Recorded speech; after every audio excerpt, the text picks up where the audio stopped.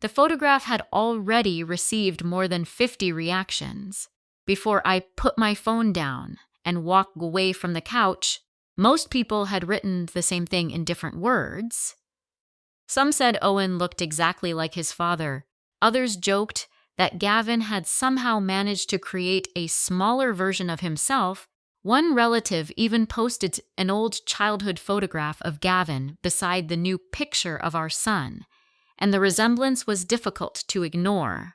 I laughed at the comments like everyone else, but the truth was more complicated. Over the previous 6 weeks, a simple observation had slowly grown into a question I could not ignore. Every visit ended with somebody mentioning Owen's resemblance to Gavin. Every family call included the same discussion. Even people who met us for the first time seemed fascinated by it. What began as harmless conversation gradually turned into something else. The more often people mentioned the resemblance, the more closely I started comparing Owen's features to my own. The comparison never seemed fair to me. Owen had Gavin's dark hair, Gavin's face shape, and even the same serious expression when he slept. The more I looked, the more similarities I found. What unsettled me was not the resemblance itself. Children often inherit stronger traits from one parent. What unsettled me was my inability to find anything that seemed connected to me. Looking back now, I understand that exhaustion was probably influencing my thinking. New motherhood had changed every part of my routine. Sleep arrived in short pieces instead of full nights. Meals happened whenever I could find time. Some days felt surprisingly emotional for reasons I could not explain. Doctors often talk about the physical recovery after childbirth, but the mental adjustment can be just as significant. At the time, however, I did not see things that clearly. I only saw a question that refused to leave my mind. One evening, while Owen slept in his crib, I found myself scrolling through hundreds of photographs stored on my phone. Most had been taken during the first days after his birth. Some showed nurses carrying him through the maternity ward. Others captured relatives meeting him for the first time. I eventually stopped on a photograph from the hospital that showed Gavin sitting beside my bed with Owen in his arms. It should have made me happy, yet instead of enjoying the memory, I found myself zooming in and studying their faces. The habit embarrassed me, yet I continued doing it. By the time Gavin entered the living room carrying 2 cups of tea, I had spent nearly 20 minutes examining the same photograph. He noticed immediately, and the concerns on his face appeared before he said anything. Over the past few weeks, he had become unusually attentive. Parenthood seemed to suit him in ways I had not expected. He woke up during the night without complaint, changed diapers before I asked, and somehow managed to remain patient even after difficult days at work. When he sat beside me, I locked my phone and forced a smile. The gesture fooled neither of us. Gavin asked whether something was bothering me, and I responded with the answer I had been giving everyone lately. I told him I was tired. The statement was true, but it was far from the entire truth. He accepted the explanation without pushing further, but I could tell he remained unconvinced. That night, after he had gone to sleep, I returned to the living room and opened the photograph again. I wish I could say that I immediately recognized how irrational my behavior had become. I did not. Instead, I convinced myself that I was searching for clarity. The following weekend, my mother visited. She arrived, carrying shopping bags filled with groceries, and immediately began reorganizing our kitchen, as though she still lived there. Watching her move confidently through the apartment reminded me of childhood. She had always been practical. Problems rarely survived for long once she decided to solve them. While she prepared lunch, I sat nearby holding Owen. For several minutes, she entertained him with exaggerated expressions that made him smile. Then she looked at me and laughed. Not because of anything I had done, because of Owen. The familiar comment arrived once again. According to my mother, the boy looked so much like Gavin that nobody would ever need a DNA test to prove it. The words were intended as a joke. For some reason, they stayed with me. A few minutes later, I found myself asking a question I had never considered before. I wanted to know whether I had resembled either of my parents when I was born. My mother seemed surprised by the question. She thought about it for a moment before explaining that I had shared features with both sides of the family. The answer should have satisfied me, yet it did not. Something about her hesitation caught my attention. The hesitation lasted only a moment, but it was enough to stay with me long after the conversation ended. The rest of the visit passed normally, but the conversation lingered in my thoughts long after she left. Over the next several days, my curiosity continued growing. The feeling was difficult to explain because it was not driven by evidence. Nothing unusual had happened. Nobody had suggested that Owen was not my child. There had been no hospital mistakes, no medical concerns, and no reason to doubt reality, yet a strange sense of uncertainty remained. One afternoon, while organizing a closet in the spare bedroom, I discovered several old boxes that had belonged to my parents. They had given them to me years earlier when they moved to a smaller house, and I had never properly sorted through them. Most contained ordinary things: photographs, greeting cards, school records, old letters. I was preparing to close the final box when something caught my attention. A large envelope rested beneath a stack of family photographs. The envelope immediately stood out because the paper looked far older than anything else inside the box. My mother's handwriting appeared across the front. At first, I intended to place it back without opening it. Then I noticed the date. The envelope had been sealed nearly 3 decades earlier. Curiosity got the better of me. I carefully removed the documents and unfolded the first page. The moment my eyes reached the opening lines, the room seemed to grow quieter. I read the paragraph once, then again. By the third reading, I understood why my heart was beating faster. The document contained medical information. More specifically, it contained records from a fertility clinic, and both of my parents' names appeared on the file. Before I share the rest of the story, I need to know, where are you listening from? I would love to hear from you. For several minutes, I remained sitting on the floor with the documents spread around me. The apartment was quiet except for the soft sound of Owen's baby monitor. Yet my thoughts felt louder than anything else in the room. I read the records repeatedly, hoping I had misunderstood them. The pages contained medical terminology I did not fully recognize, but one detail appeared too many times to ignore. The documents clearly described fertility treatments that had taken place years before I was born. My parents' names appeared throughout the file. There was no mistake. Until that moment, I had never questioned my family history. My parents had always seemed open about their lives. They talked about financial struggles, career changes, family disagreements, and childhood memories without hesitation. Yet somehow, an entire chapter of their story had remained hidden. The discovery itself was not disturbing. Many families use fertility treatments, and there is nothing unusual about that. Modern medicine helps countless people become parents. What unsettled me was the secrecy. Why had nobody ever mentioned it? Why keep it hidden for so long? When Gavin arrived home that evening, he immediately noticed the papers covering the dining table. His expression changed before I said a single word. After reading the documents, he sat quietly for several moments.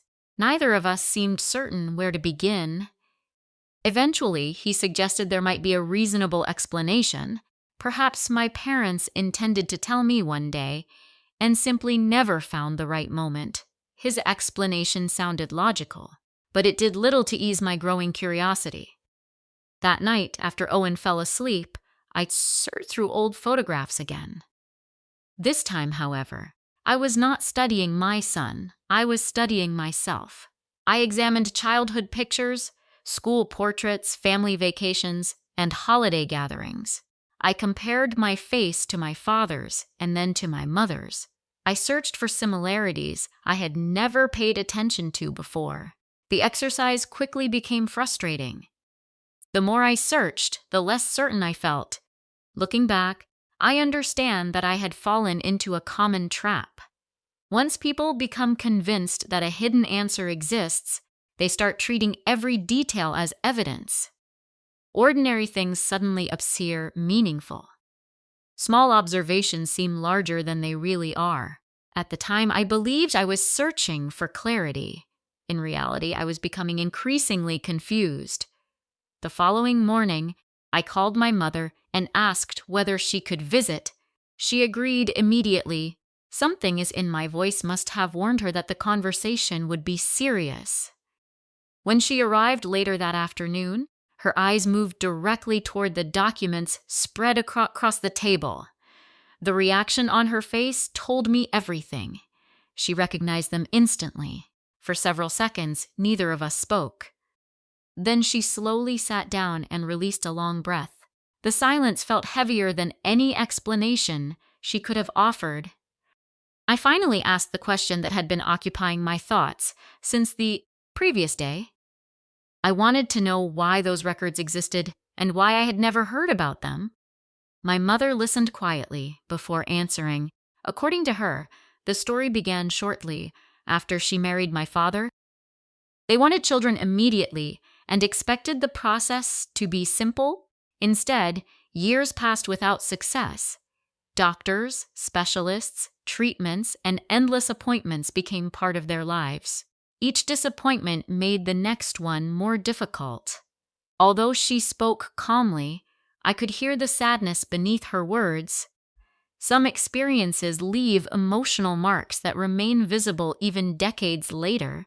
She explained that fertility struggles affected much more than their plans for the future. The situation created stress, self-doubt, and uncertainty. Many couples experience similar challenges, yet few people discuss them openly. Because of that silence, many individuals suffer privately while believing they are alone. Eventually, my parents turned to a fertility clinic. That part did not surprise me. The documents had already revealed it. What came next did. My mother explained that the clinic had recommended a donor. The words settled heavily between us. For a moment, I struggled to process their meaning. Then the realization arrived. The man who had raised me, encouraged me, protected me, and celebrated every milestone in my life was not my biological father. I expected the truth to feel dramatic. Instead, it felt strangely quiet. Nothing around me changed. The apartment remained the same. Owen continued sleeping peacefully.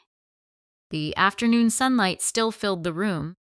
Yet something fundamental about my identity suddenly looked different. My father was still my father. No document could change that. He had been present for every important chapter of my life. At the same time, I could not ignore the fact that an important part of my history had been hidden from me. Those two truths existed together, neither canceled the other. As the conversation continued, another question slowly formed in my mind. The fertility treatment had happened decades ago. Medical technology was different then. Record keeping was different too. I wondered whether anyone knew the donor's identity. When I asked, my mother explained that the clinic had provided very little information. My parents received basic details about health and education, but they never learned a name. For a moment, I thought the mystery ended there. Then my mother hesitated. The pause immediately caught my attention. She admitted that several years earlier, my father had ordered a DNA ancestry test out of curiosity. He originally wanted to learn more about his family history, but the results revealed something unexpected. The test connected him to someone who shared the same donor, a biological half-sibling, my heartbeat quickened. If one person existed, there could be others. My mother nodded when I reached that conclusion. According to her, my father exchanged a few messages with the woman years ago. The conversation remained friendly but brief, and eventually contact faded. After hearing that story, I found myself looking toward Owen's crib. Only a few weeks earlier, I had become obsessed with questions about resemblance. Now, those questions seemed small compared to what I had learned. For the first time, I began considering a possibility that had never crossed my mind before. Perhaps the answers I was searching for would not be found in old photographs. Perhaps they were waiting somewhere inside a DNA report. That night, after everyone had gone to bed, I opened my laptop, created an account, and ordered a test. As I completed the final step, I realized something important. I was no longer trying to understand my son. I was trying to understand myself.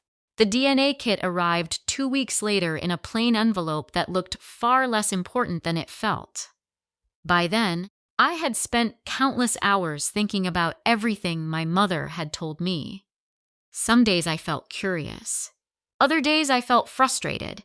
The strangest part was realizing how quickly a single discovery could change the way a person viewed their own history.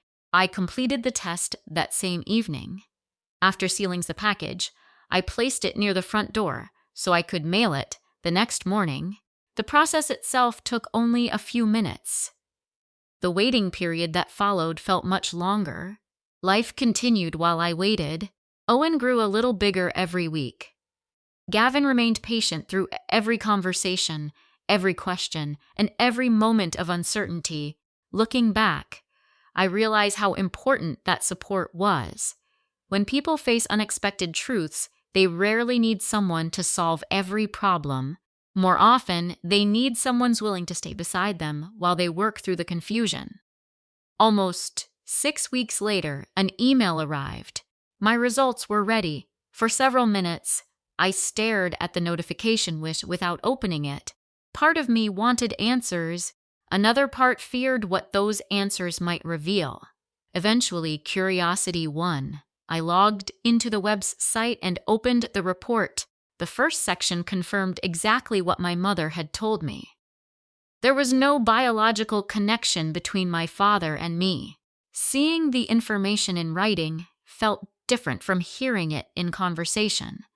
Even though nothing about it surprised me, then I moved to the family match section. That was where everything changed. The report listed several distant relatives, but one name appeared at the very top. The match was extremely close, much closer than I expected. According to the report, the woman shared enough DNA to be a half-sibling. For a moment, I simply stared at the screen. The possibility had always existed. Seeing it confirmed felt completely different. I opened her profile. The information was limited, but one detail immediately caught my attention. She lived less than 2 hours away, close enough that we could have crossed paths dozens of times. Without ever realizing we shared part of the same story, I read the profile again. Then a third time, out of all the places she could have lived, she was practically in the same region. The discovery made the situation feel real in a way it never had before. Until then, the donor had been an abstract idea, a medical detail hidden inside old documents. Now there was evidence of another person whose life had intersected with mine long before either of us were born. When Gavin arrived home that evening, I showed him the report. He read everything carefully before looking up. Neither of us spoke for several seconds. Finally, he asked the question I had been avoiding. Was I going to contact her? The truth was that I did not know. Finding answers sounds simple until those answers become available. Many people spend years searching for information, only to discover that the opportunity itself creates new fears. Questions feel safe because they exist in imagination.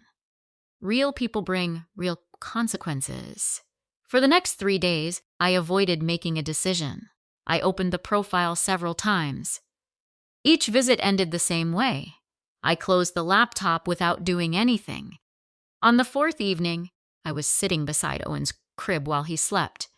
The room was quiet, illuminated only by the soft glow of a nightlight in the corner near the window.